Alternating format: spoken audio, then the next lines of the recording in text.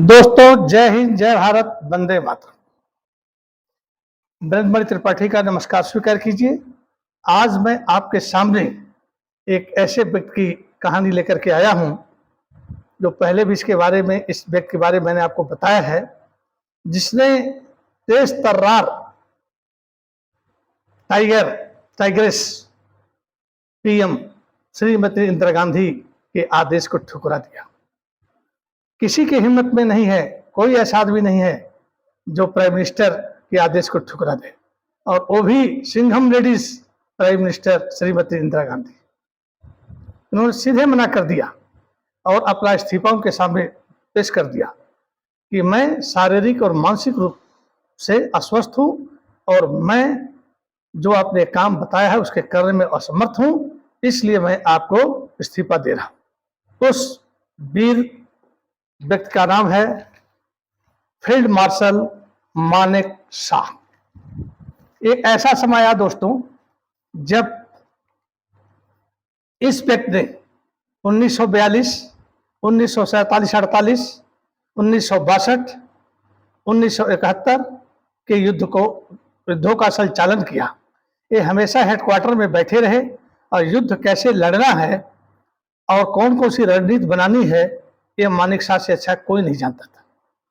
2-3 लोग ऐसे हैं हमारे सेना के जनरलों में जो युद्ध की रणनीति बहुत अच्छी तरह से बना लेते थे, जैसे हनुज सिंह लेफ्टिनेंट जनरल, इनको बनना था chief of the army staff, लेकिन वैद्य जी को बना दिया गया क्योंकि हमारे पार्लियामेंट में जो संसद है वह अपने ही आदमी को आगे बढ़ाना चाहती है काबिल के। मेरे ख्याल से ऐसा नहीं है। नहीं तो हनुज सिंह यदि बने होते तो आज देश का नक्शा और पाकिस्तान का नक्शा कुछ और ही होता है। चलिए दोस्तों, शुरू करते हैं। इस फील्ड मार्शल हरमुश जी फ्रेम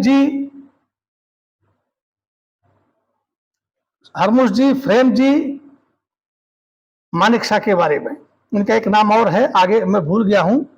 तो इनका जो है पूरा नाम, इनका जन्म जो है 4 अप्रैल 1914 में अमृतसर में हुआ था। इनके पिता खुद डॉक्टर थे। मैंने पूरी कहानी बता दी है, तो इसके बारे में आपको दोबारा बताने का मतलब ये होगा कि हमारा जो है वीडियो लंबा हो जाएगा। मार्च 1971 की बात है, जब इंदिरा गांधी ने इनसे पूछा कि क्या आपकी सेना तैयार है, तो ये बोलते हैं आप मुझसे क्या चाहती हैं। ये बोलती हैं कि मैं चाहती हूं कि आप पूर्वी क्षेत्र में प्रवेश करें सेना के साथ। ये मना कर देते हैं, बोलते कि मैं ऐसा नहीं कर सकता हूं। उसके बाद इंदिरा गांधी को बहुत गुस्सा आता है, सर्वे सर्वा होती है, जब चाहे तब इनको टर्मिनेट सर्विस से निकाल सकती है। लेकिन उन्होंने यही प्रश्न सोचा कि क्यों न मैं कैबिनेट के सामने यह प्रश्न करूं मानेक शॉ से, और मानेक शॉ फिर ये जवाब देंगे, तो देखा जाएगा क्या करते हैं। उन्होंने 27 अप्रैल 1971 को इमरजेंसी कैबिनेट मीटिंग बुलाई, जिस मीटिंग में विदेश मंत्री सरदार स्वर्ण सिंह थे, कृषि मंत्री फारूक अब्दुल्ला साहब थे, उसके बाद वित्त सचिव, वित्त मंत्री यशवंत राव चौहान थे,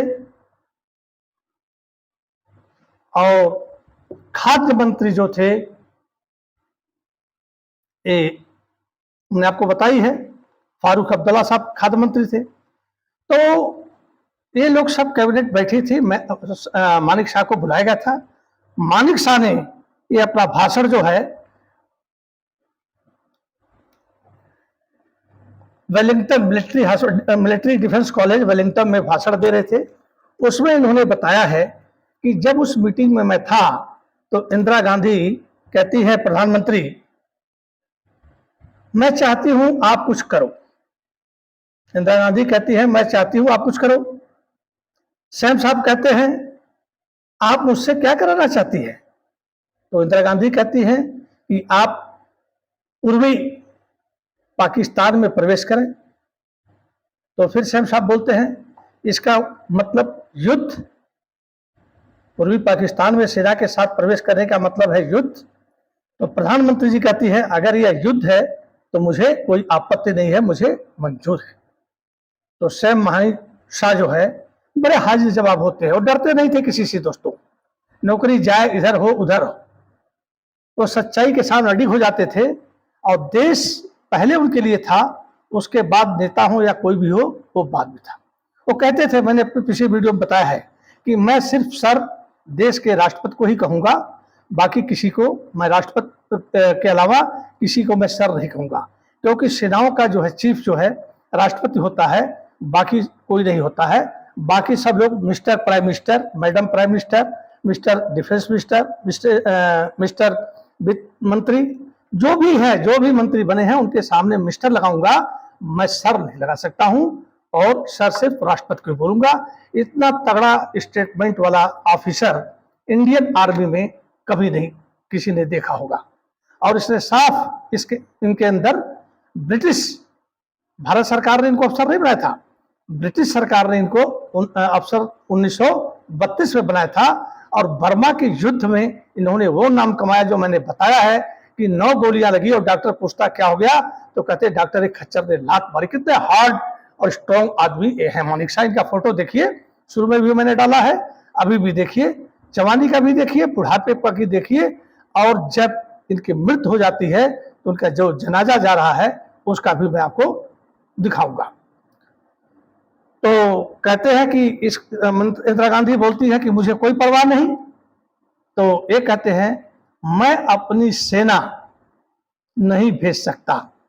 उसके बाद एक्सप्लेन करते कारण, कहते हैं कि अप्रैल का महीना है अंतिम में, इस समय हिमालय के जो दर्रे हैं, जो हिमालय आप देखिएगा दर्रे हैं, जो पहाड़ पर बर्फ गिरी हुई है वो पिघल गई है, पहला कारण।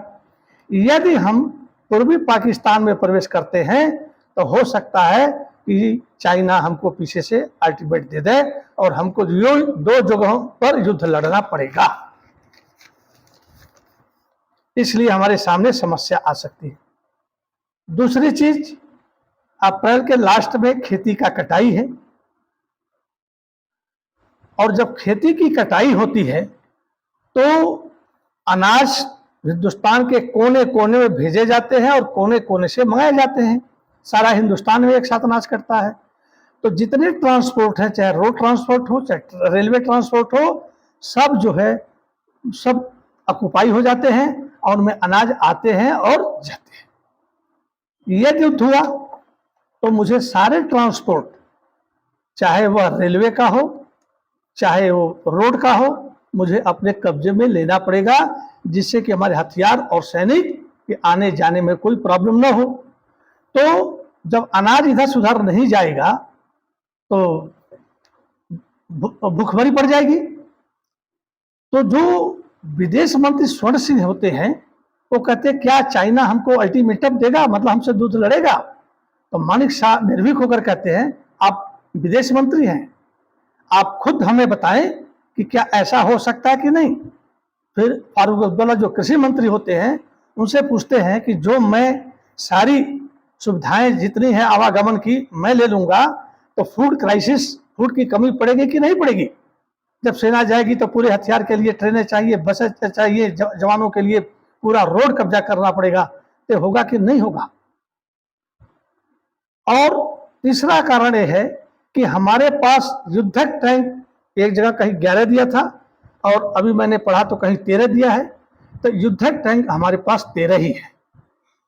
तो जो वित्त मंत्री यशवंत राव चौहान थे उन्होंने कहा कि मानिक शाह हमारे पास 13 टैंक ही क्यों हैं? तो मानिक साहब कोई डरते थे, कहते इसका कारण आप हैं। मैं 1.5 साल से पैसे मांग रहा हूं हथियार के लिए, जो टैंक्स खराब है उनको रिपेयर के लिए, पर आप एक भी पैसा नहीं दे रहे हैं। इसी पर पूरा मंत्रिमंडल इंदिरा गांधी बर्खास्त कर देती है, मतलब कहने मतलब है कि खत्म कर देती हैं। और फिर इंदिरा गांधी से उसी समय भी कहती, श्याम साहब कहते हैं क्या आप भी अभी भी मुझे युद्ध के लिए आदेश देना चाहती हैं? इंदिरा गांधी ने इसी पर मीटिंग खत्म करती है और सब लोग निकलते हैं, मानिक साहब को रोक लेती है। उसके बाद मानिक साहब को सामने बैठाती है, उसका फोटो देखिए कैसे है, हाथ भी मिलाते हैं, वो सैल्यूट नहीं करते हैं, वो ओनली मिस्टर या मैडम जो भी है राष्ट्रपति को छोड़कर बोलते हैं। तो कहते उसी समय मानिक शाह जानते हैं कि मैंने पीएम का जो है बात को रिफ्यूज किया है तो मुझसे इस्तीफा मांग सकती है, इसलिए रोक रही है। वो पहले से इस्तीफा लिख करके लाए थे, या एक जगह भी होता है, अभी बता रहा हूँ मैं आपको। फिर श्रीमती गांधी बैठाती है, बोलते हैं कि मैडम क्या मैं अपना इस्तीफा अपने शारीरिक मानसिक बीमार होने के नाते भिजवा दूं, या कहीं लिखा है कि लिख करके ले गए होते हैं, क्योंकि मार्च में पहले इंदिरा जी पूछ चुकी होती है, तो कहते हैं मेरा ये रिजाइनेशन है, इस पर आप साइन कर दीजिए। मैं शारीरिक और मानसिक इसलिए हूं कि मैं बिना तैयारी के अपनी सेना को मौत के मुंह में नहीं ढकेल सकता। क्योंकि कुछ समय त्रिपुरा असम में कुछ सेना डिप्लॉय थी बिना काम के, बिना हथियार के। इंदिरा गांधी एक सूझबूझ महिला थी, क्योंकि 62 की लड़ाई में स्वयं मानिक शाह के करामात उन्होंने देख लिया था।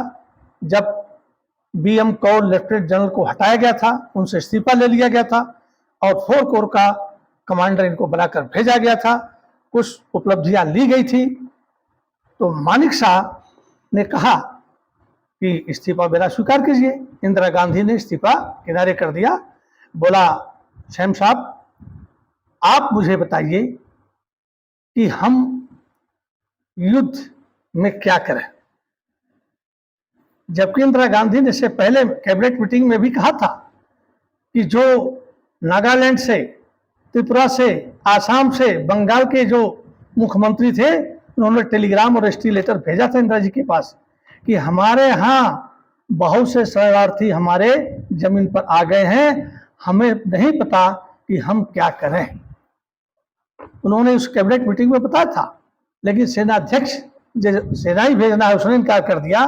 तो फिर नेता लोग क्या करेंगे? ये तो बढ़िया बढ़िया कपड़ा पहन करके अब रसमलाई खाएंगे, इनसे तो तलवार रख के आप चाकू भी नहीं चलेगा।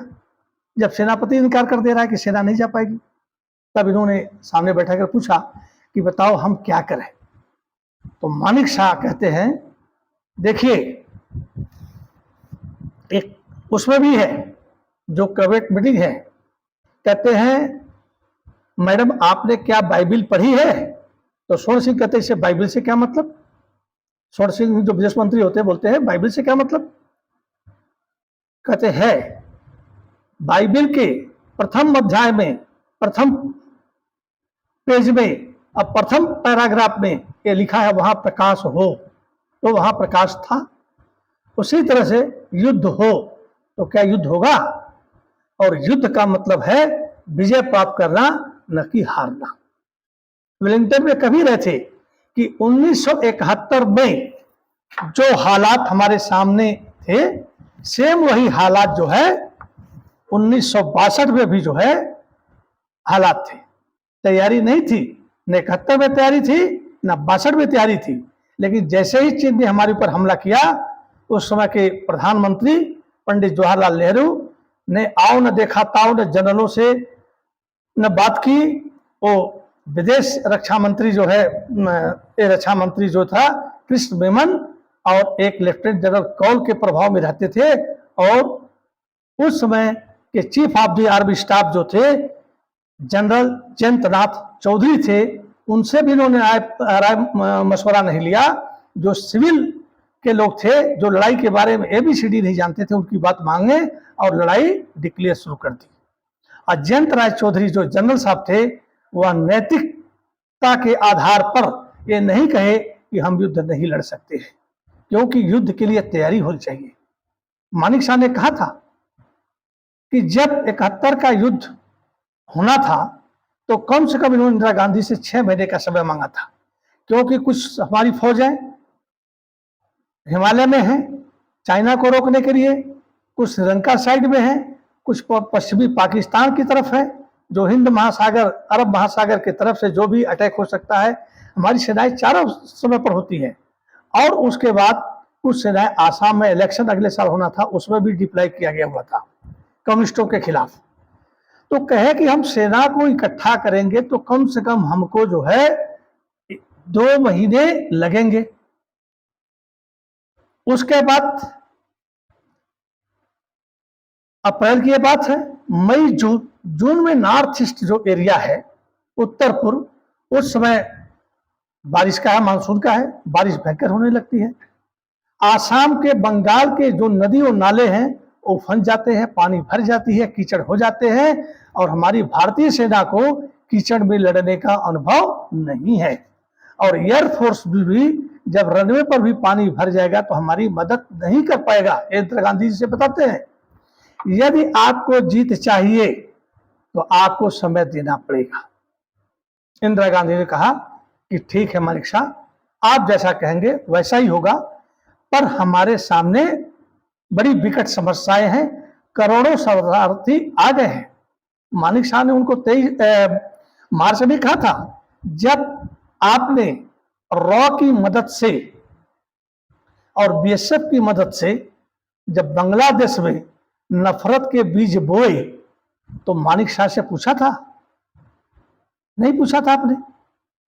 तो अब जब शरणार्थियों की इतनी ज्यादा समस्या आ गई है तो आप चाहती युद्ध हो, तो युद्ध होगा।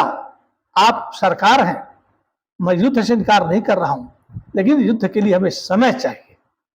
इंदिरा गांधी ने बोला ठीक है, समय हम आपको दे देते हैं। नवंबर महीने में आया, फिर इंदिरा जी ने इनको बुलाया कि श्याम क्या तुम तैयार हो? तो श्याम बहादुर जो है, मानिक साहब बड़े हंसमुख होते थे और इंदिरा जी उनसे उम्र में छोटी थी, जवाहरलाल नेहरू की बिटिया थी, तो ये मजाकिया में कहते थे, sweetie I am always ready, मतलब नवंबर में मैं रेडी हो गया हूं, मैं तैयार हूं युद्ध लड़ने के लिए, पूरी तरह से मैं तैयार हूं। फिर इंदिरा जी से हाथ मिलाते हैं।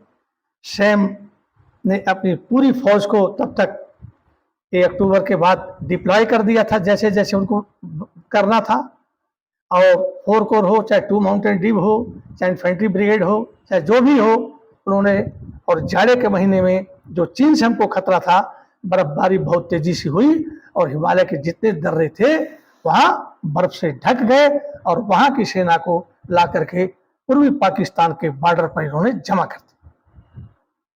और इसके बीच में जो पूर्वी पाकिस्तान के विद्रोही थे, जो तख्ता पलट करना चाहते थे, वो भारत में बीएसएफ के जरिए, इंदिरा जी को भी इस पर एक वीडियो बनाऊंगा, उनको भी पता चला कि कौन कौन वहाँ विद्रोही हैं, कितने विद्रोही हैं। उन विद्रोहियों को बीएसएफ ने और फिर आर्मी ने, जैसे ही मानिक शाह को पता चल गया, जिन्होंने एक जो स्वर्ण मंदिर में थे, बहुत ही तगड़े जनरल थे, मेजर जनरल से रिटायर किया हुआ, उनको आउट ऑफ सर्विस कर दिया गया था, क्योंकि हमारी जो कैबिनेट है इसका हम बता नहीं सकते हैं कि जो उनके पक्ष में नहीं बोलेगा या कोई बात होगी तो उसको समय से पहले रिटायर भी कर दिया जाता था। पहले जनरल 3 साल के लिए होते थे, फिर 4 साल के लिए होते थे। हमारे जवाहरलाल नेहरू भी डरते थे जनरलों से, क्योंकि अंग्रेजों का उन्होंने देख लिया था कि इतने बड़े देश में जहां 10 लाख सेना हो, उसके ऊपर पार्लियामेंट का कंट्रोल कैसे होगा। तो किसी को 51 साल में, किसी को 53 साल में, किसी को 55 साल में, जबकि आपके सामने मैं 65 साल का हूं, मैं रिटायर, मतलब उम्र होने की कुछ और है, लेकिन डर के मारे हमारे जो है जवाहरलाल नेहरू जो है हमेशा डरे रहते थे कि कहीं सेना तख्ता पलट न कर दे और उसके बाद जो है हमारी सारी मेहनत पर पानी न फिर जाए। तो करते थे। तो जब के.एम. कृष्ण मोहन कौल को जब इन्होंने बर्खास्त कर दिया और मानिक शाह को जो वहां पर ड्यूटी दी थी, तो इंदिरा जी उनके साथ थी। वो जानती थी कि शेरे पंजाब के दिल में, क्योंकि पंजाब अमृतसर में पैदा हुए थे, तो ये है कुछ काम, क्योंकि इनको पद्म भूषण भी मिला है, पद्म विभूषण भी मिला है, मिलिट्री क्रॉस भी मिला है। नेपाल गवर्नमेंट ने इनको जो त्रिपट से किया है, अपना एक तलवार भी इनको दिया है। और इनके ड्रेस में देखिए, जब रिटायर हो जाते हैं तो इनके जो स्टिक है ना, स्टिक के ऊपर भी सत्यमेव जयते, हमारा जो है अशोक का जो शेर है और चक्र है, उनके स्टिक में भी लगा हुआ है। कभी रिटायर नहीं होते हैं, इनको फुल सैलरी मिलती है। लेकिन बदकिस्मती का है कि इनको फुल सैलरी नहीं दी गई, उसको भी आगे हम चर्चा करते हैं। फिर सेना जो है, वहां के जो स्वतंत्रता आंदोलन सैनिक थे उनको अच्छी तरह से ट्रेनिंग दी जाती है, एलएमजी चलाने के लिए, एमएमजी चलाने के लिए। हथियार भी मानिक शाह देते हैं, थोड़े ही देते हैं। जो छोटे मोटर्स हैं उनको भी चलाने के लिए ट्रेनिंग देते हैं, और कैसे पुल उड़ाना है, कैसे रोड को खराब करना है, कैसे एरोड्रम को खराब करना है। उस सेना का नाम था मुक्ति वाहिनी, जो लुंगी में बिना चप्पलों के कोई पहचान नहीं सकता था कि ये एक साधारण नागरिक है। उनका भी मैं फोटो दिखा रहा हूं चलाते हुए, आप देखिए कि ये जो है मुक्ति वाहिनी सैनिक है जी। पाकिस्तान ने 25 मार्च 1971 को अपनी सेना उतार दी बाई एयर, और 25 मार्च के ही उन्होंने कर्फ्यू लगा दिया, 3 आदमी से ज्यादा नहीं रह सकते हैं। और बांग्लादेश ढाका को जो है घेर लिया, और जो उनको थोड़ा भी डाउट लगता था कि ये सरकार के विरोधी है, वो कत्लेआम शुरू कर दो। 30 लाख लोगों का कत्लेआम हुआ, 8 महीने तक ये चला। 27 मार्च 1971 की रात ऐसी थी कि सेना ने ढूंढ ढूंढ करके 7 लाख लोगों का कत्ल किया। भाग चली पूर्वी पाकिस्तान की आवाम।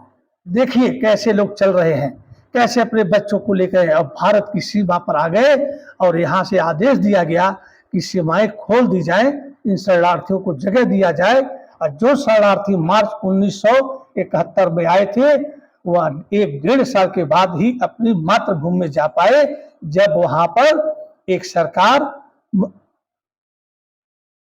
मेजर रहमान के नेतृत्व में जब सरकार बन गई, उनका जो है राष्ट्रगान बन गया, उनका झंडा बन गया, उनका सब कुछ हो गया, तब ये शरणार्थी वहां पर वापस गए। तो मेजर जवाहर रहमान जो है बांग्लादेश के प्रथम जो है राष्ट्रपति बने थे।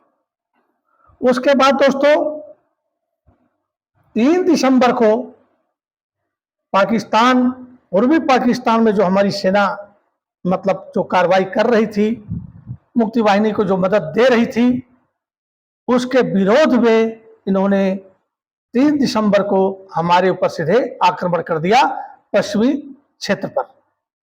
इनके पास सेवर जेट विमान थे, पाकिस्तान के पास सुपर क्वालिटी के लिए पैटर्न टैंक थे। मैंने इससे 1971 का युद्ध पर सेकेंड लेफ्टिनेंट अरुण क्षेत्रपाल, हनुज सिंह का वीडियो बनाया है। एक क्षेत्रपाल का फोटो देखिए, हनुज सिंह का देखिए, आप लोग देखा होगा। और बहुत भयंकर युद्ध चला, जिससे कि हमें अपनी कुछ सेनाएं उधर लगाने के लिए कर दी जाए। तीसरी बात यह आती है कि हमारी आर्मी चाहती तो यह हमारा देश चाहता तो पूर्वी पाकिस्तान का नाम बांग्लादेश भी नहीं होता, वह हिंदुस्तान हो जाता।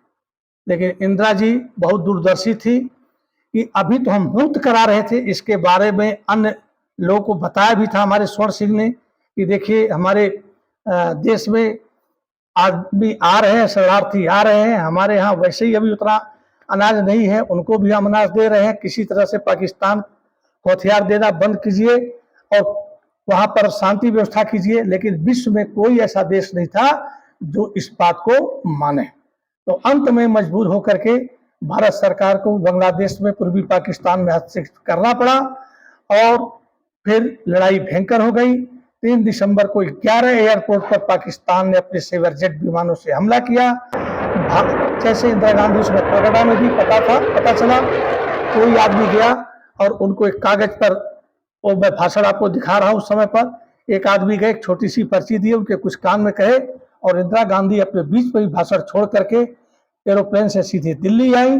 और शाम को उन्होंने डिक्लेयर कर दिया कि पाकिस्तान ने हमारे ऊपर बिना अकारण ही 11 हवाई अड्डों पर बम्बार्डमेंट कर दिया है, इसलिए युद्ध शुरू हो जाता है। और युद्ध भयंकर शुरू हुआ, और 2 ही चीज थे हमारे कि ढाका पर कब्जा नहीं करना था, उस देश को नहीं मिलाना था। पश्चिमी मोर्चे पर आदेश था कि डिफेंस लड़ाई लड़ी जाएगी, पाकिस्तान के ऊपर कब्जा नहीं किया जाएगा। यदि उस समय ऐसी बात न होती और उस समय के जनरल हनूर सिंह साहब होते तो हो सकता है कि पूर्वी और पाकिस्तान दोनों पर हिंदुस्तान कब्जा कर लेता और उसका नक्शा ही खत्म हो जाता, क्योंकि पहले नक्शा था ही नहीं 1947 से पहले। और 47 में एक नक्शा बना पूर्वी पाकिस्तान और पश्चिमी पाकिस्तान। लेकिन हनूर सिंह साहब होते तो राजीव गांधी प्रधानमंत्री ने फोन किया था तो उन्होंने कहा कि अभी बाद में हम बात करेंगे, अपने आदमी से कहवा दिया था, अभी मैं पूजा पर जा रहा हूं। वो इंसान तो बिल्कुल नहीं डरता था। मानिक शाह देश के लिए थे, देश के जो लोग यदि उचित आदेश देंगे तो हम करेंगे, यदि अनुचित आदेश देंगे तो इस्तीफा दे देंगे। भयंकर युद्ध हुआ, हिंदुस्तान जीत गया, पाकिस्तान हार गया, बांग्लादेश शेख मुजीब रहमान राष्ट्रपति बने और उसके बाद वहाँ का एक झंडा बना, वहाँ का संविधान बना और यह शेर जो है अपना जो है 8वें ये सेनाध्यक्ष थे और ये जो है 1973 में फील्ड मार्शल की पदवी जो पुरस्कार मिल रहा है उसको भी मैं दिखा रहा हूँ, उसमें राष्ट्रपति डॉक्टर बीबी थे, इनको देते हैं। पर इंदिरा गांधी जी के दिलों में कांटा खटक रहा था कि इन्होंने हमारी बात नहीं मानी। बीच में ऑन ड्यूटी ही किसी ने अफवाह उड़ा दिया कि मानिक शाह सेना के मदद से तख्ता पलट करना चाहते हैं। मानिक शाह, इंदिरा गांधी भी घबरा गई, तुरंत उनको बुलाई तो मानिक शाह ने कहा कि देखो स्वीटी, तुम्हारी और हमारी नाक दोनों लंबी है, मैं तुम्हारे काम में नाक न डालूं, तुम मेरे काम में नाक न डालो। आप सरकार हैं, आप पॉलिटिशियन हैं, आप देश चलाइए, देश बढ़ाइए, मैं सेनापति हूं, मैं सेना को देखूंगा। एक बार की बात है, 71 की लड़ाई खत्म हो गई थी, कैबिनेट मीटिंग बैठी, वहां पर नेताओं ने सेना की वर्दी और भत्ते में कमी करने का प्लान बनाया कि देश में खर्चा सेना को ज्यादा बढ़ रहा है। मानिक शाह को पता चला, सीधे कैबिनेट मीटिंग में पहुंचते हैं और कहते, सज्जनों एक चीज बताइए, यदि मैं धोती और कुर्ते में, वो भी गंदे में पहन करके अपने सैनिकों को आदेश देता अटैक करो, तो क्या वो अटैक करते? इतना ही कहा कि सब लोग चुप हो गए और भत्ते की कटौती और ड्रेस पर जो कटौती होनी थी उसको खत्म कर दी गई, क्योंकि सेना से कोई कटौती नहीं होगी। कि सेना एक ऐसी चीज है दोस्तों, ये जो तिरंगा हमारा ये लहरा रहा है, चाहे हमारे वीर अब्दुल हमीद साहब हो, चाहे चंद्रशेखर आजाद हो, राम प्रसाद बिस्मिल हो, भगत सिंह हो, इनके लिए इन्होंने अपनी शादियां नहीं की, अपने माँ बाप को नहीं देखा, अपने भाई बंधुओं को नहीं देखा और हंसते हंसते देश के लिए अपने प्राण न्यौछावर कर दिए। तो जो वाकई में सेनापति होता है वह जानता है कि मेरी पावर कितनी है, मतलब मेरी ताकत कितनी है। नेता लोग तो सिर्फ नहीं जानते हैं। उस समय जगजीवन राम रक्षा मंत्री थे 71 की लड़ाई में, कहते रहे मानिक साहब कुछ करो करो करो। मानिक साहब ने बोला क्या करो, ऐसा थोड़ा है। एक लड़ाई में भी, एक पिक्चर में भी आपको बताता हूं कि जब संजीव कुमार ने 16 फिल्म में कहा कि मुझे गब्बर चाहिए, जिंदा चाहिए, तब अमिताभ बच्चन ने कहा था कि गब्बर कोई बकरी का बच्चा नहीं है कि गए और दौड़ करके ला दिए। तो उसी तरह से किसी देश से युद्ध लड़ना ऐसा नहीं कि चलो चलो युद्ध लड़ जाए, उसके लिए पूरी तैयारी करनी पड़ती है, क्योंकि हमको जीत लेनी है, हार नहीं लेनी है। 62 की लड़ाई में हम हार चुके थे, जबकि उस समय के जनरल जो है जयंतनाथ चौधरी अपनी नैतिक जिम्मेदारी न लेकर के मना नहीं किया, जिसमें हमें बहुत जमीन भी गंवानी पड़ी और हमारे सैनिक भी मारे गए। और उस पर मैंने देखा कि पापा कोई टेक्नोलॉजी था ही नहीं, ट्रक जहां तक चला गया, उसके बाद राशन उस पर रखा हुआ है, आदमी ट्रक स्टार्ट हो रहा है, रस्सी से खींचे जा रहे हैं। बहुत ही डिफिकल्ट लाइफ थी। सुबह हमारे पिताजी खुद उस समय सेना में थे 62 थर्ड फर्स्ट ईयर में, जिसमें मैंने कैप्टन गुरबचन सिंह सलारिया पर वीडियो बनाया है, उनके साथ थे कांगो में। तो कहने का मतलब यह है कि लड़ाई समझ बुझ करके रणनीति बनाकर लड़ी जाती है, जिससे कि हम पूर्वी पाकिस्तान को बांग्लादेश बनाने में सफल हुए। जब वे रिटायर होते हैं वेलिंगटन में जाकर के बस जाते हैं। इनको भारत सरकार फील्ड मार्शल की कोई सुविधा नहीं देती है, इनकी इनको नॉर्मल एक जनरल का जो पेंशन होता है वही दिया जाता है। पर यह वीर कभी कोर्ट की दरवाजा नहीं खटखटा। दूसरा कोई जनरल होता तो कोर्ट का दरवाजा खटखटा देता, लेकिन इस इंसान को simple living and high thinking वाले थे। ये जवानों से बहुत ज्यादा प्यार करते थे। देखिए जवानों को बीच में कैसे घूम रहे हैं, कैसे गले लगा रहे हैं। इस फोटो को देखिए। मानिक शाह ये जानते थे कि ये मानिक शाह जो जनरल बना है ना, ये खुद नहीं बना है, इन जवानों के वजह से जनरल बना है। 62 की लड़ाई में जवान ही लड़े थे, और जब कुछ सफलता लिया था तब तक सीज फायर हो गया। तो इन जवानों को वजह से ही मेरी भी जान बचती है और मेरा नाम होता है। एक इंसान क्या कर सकता है? इसमें पूरा चांदी का अशोक अशोक अशोक सब लगा दो, एक तलवार दे बंदूक, कितने आदमी को मारेगा आदमी? एक आदमी कितना ताकतवर हो सकता है? सेना लड़ती है, जनरल का नाम होता है, और जनरल का काम होता है कि अपनी सेना के लिए चाहे नौकरी छोड़नी पड़ जाए। ये मानिक साहब को उसूल था कि मैं सैनिकों की हत्या नहीं करवा सकता हूं, चाहे मैं जनरल रहूं, मेरी नौकरी रहे या न रहे। क्योंकि अच्छे खानदान से थे। इनके 2 भाई इंजीनियर थे, इनके पिताजी डॉक्टर थे, ये पारसी थे, गुजराती थे, 7 विषय जानते थे, तो इनको कुछ नहीं था। और ब्रिटिश सरकार भी अंग्रेजों के साथ इन्होंने किया था।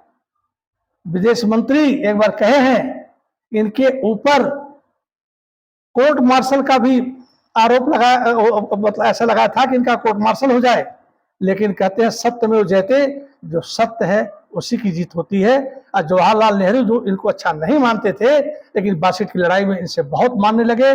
और इन्होंने कहा कि मैं जो 4 कोर का जो मैं GOC हूँ या CNC हूँ, मुझे अपने स्टाइल से काम करने दिया जाए। इंदिरा गांधी जी भी थी, बोली पापा इनको अपने स्टाइल से काम करने दिया जाए। तो दोस्तों ये हमारे मानिक शाह थे, ये किसी से डरते नहीं थे। बस जब मरने लगे, वेलिंगटन हॉस्पिटल में एडमिट हो गए, तो उस समय हमारे देश के राष्ट्रपति APJ अब्दुल कलाम ने 1.3 करोड़ का चेक इनको दिया। क्योंकि जब से ये रिटायर हुए थे 1972 में, तो वो चेक जो है दिया कि भाई ये आपका जो है एरियर है, आपको मिलना चाहिए था। लोगों ने नहीं दिया तो दिए, लेकिन बदकिस्मती से वह चेक कैश होने से पहले ही इनके प्राण पखेरु हो गए। और इनकी मृत्यु के समय, पहले भी मैंने बताया हूं, कोई डिफेंस मिनिस्टर नहीं गए, कोई राष्ट्रपति नहीं गए, कोई PM नहीं गया, और यहाँ तक कि तीनों सेनाओं के अध्यक्ष भी इनके मृत्यु में नहीं गए। वहीं की आर्मी ने इनका जो है ताबूत उठाया, और ऊटी के जो पारसियों का कब्रिस्तान होता है, वहां पर इनकी पत्नी सिलू बेड़े के बगल में ये भी चिर निद्रा में सो गए। दोस्तों तो ऐसी बातें होती हैं, आप लोग यह देखते रहिए। लाइक सब्सक्राइब जैसे आपके दिल में आए आप लोग कर रहे हैं, बहुत अच्छा कर रहे हैं। मैं यही कहूँगा कि हम भी एक सैनिक हैं। मैं ज़्यादा नहीं, बहुत लोग ऐसे ऐसे वीडियो बनाते हैं, बहुत कुछ करते हैं। तो जैसा आप सोचें वैसा करें, और मैं आपका आभारी हूं कि आप लोग हमारे वीडियो देखते हैं। और मैं अभी अगला वीडियो बनाऊंगा कि सैम ने क्यों कहा कि आपने जब रा को और BSF को अंदर भेज करके जो नफरत का बीज बोया है, वो मुझसे पूछा। तो BSF कैसे गई थी, रा मतलब रिसर्च एनालिसिस विंग रा जो होता है, उसने क्या किया वो मैं बताऊंगा। इसी के साथ जय हिंद, जय भारत, वंदे मातरम। थैंक यू दोस्तों।